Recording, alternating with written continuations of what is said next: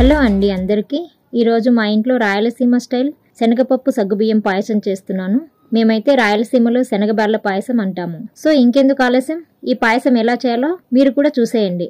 ముందుగా 2 గిన్నెలు తీసుకొని ఒక గిన్నెలో శనగపప్పు మరో గిన్నెలో సగ్గుబియ్యం పోసుకొని కడిగి నీళ్లు పోసి అరగంట సేపు నానబెట్టుకోవాలి.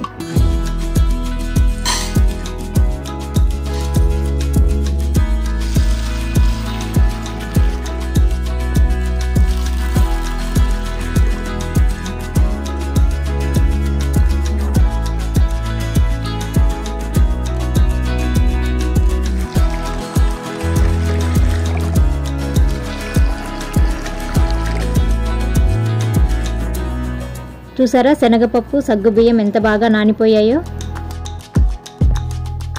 ఇప్పుడు కుక్కర్ తీసుకొని అందులో ముందుగా నానిన శనగపప్పు వేసుకొని 4 కప్పుల నీళ్లు పోసుకొని అలాగే కొంచెం నెయ్యి వేసుకోవాలి. ఇలా నెయ్యి వేయడం వలన పొంగకుండా ఉంటుంది. మూత పెట్టి స్టవ్ మీద పెట్టుకొని 3 విజిల్స్ రానివ్వాలి. మా ఊర్లో మా చిన్నప్పుడు పెళ్లిళ్లలో ఎక్కువగా ఈ శనగబెర్ల పాయసం చేసేవారు. ఇంటికి చుట్టాలు వచ్చినప్పుడు ఏదైనా స్వీట్ చేయాలంటే ఈ శనగబెర్ల పాయసాన్ని ఎక్కువగా చేస్తూ ఉంటారు.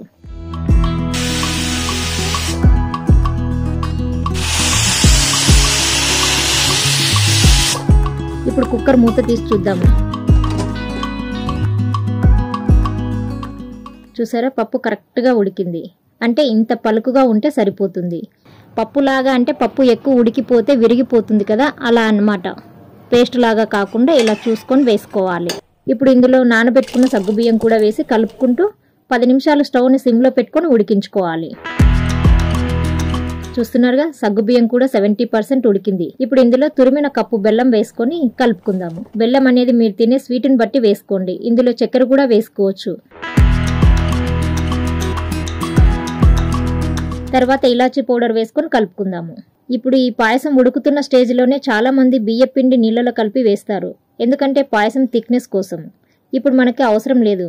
సగ్గుబియ్యంతోనే మనకు పాయసం చాలా థిక్గా ఉంది. అందుకని నేను బియ్య పిండి వేయట్లేదు.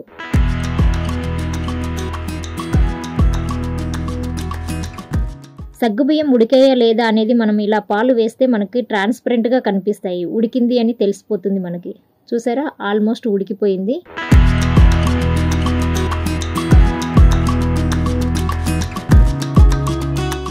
చూడండి ఇప్పుడు పాయసం చాలా బాగా కరెక్ట్గా ఉడికిపోయింది కదా. ఇప్పుడు స్టవ్ ఆపేసుకుందాం. ఇప్పుడు 5 నిమిషాల తర్వాత కాచి చల్లార్చిన కప్పు పాలను వేసి కలుపుకోవాలి. మనం పాయసం ఉడికేటప్పుడే పాలు వేస్తే ఇరిగిపోతాయి. ఎందుకంటే అందులో బెల్లం వేస్తాం కదా, అందుకు విరిగిపోతాయి. అందుకని ఇలా పోసుకోవాలి. తర్వాత స్టవ్ మీద ప్యాన్ పెట్టుకొని అందులో టేబుల్ స్పూన్ నెయ్యి వేసి వేడయ్యాక ఎండు కొబ్బరి ముక్కలు వేసి ఫ్రై చేసుకోవాలి. మెయిన్ ఈ పాయసానికి ఎండు కొబ్బరి ముక్కలు టేస్ట్నిస్తాయి. తప్పకుండా వేసుకోండి, టేస్ట్ చాలా బాగుంటుంది. తర్వాత జీడిపప్పు కిస్మిస్ వేసి ఫ్రై చేసుకొని పాయసంలో వేసి కలుపుకోవాలి. చూసారా కలుపుతుంటేనే నాకైతే ఎప్పుడెప్పుడు తినాలా అనిపిస్తుంది. అంత టేస్టీగా ఉంటుందండి ఈ పాయసం. అంతే అండి, రాయలసీమ స్టైల్ శనగబెర్ల సగ్గుబియ్యం పాయసం రెడీ. మీరు కూడా ఒకసారి ట్రై చేసి చూడండి, టేస్ట్ చాలా బాగుంటుంది.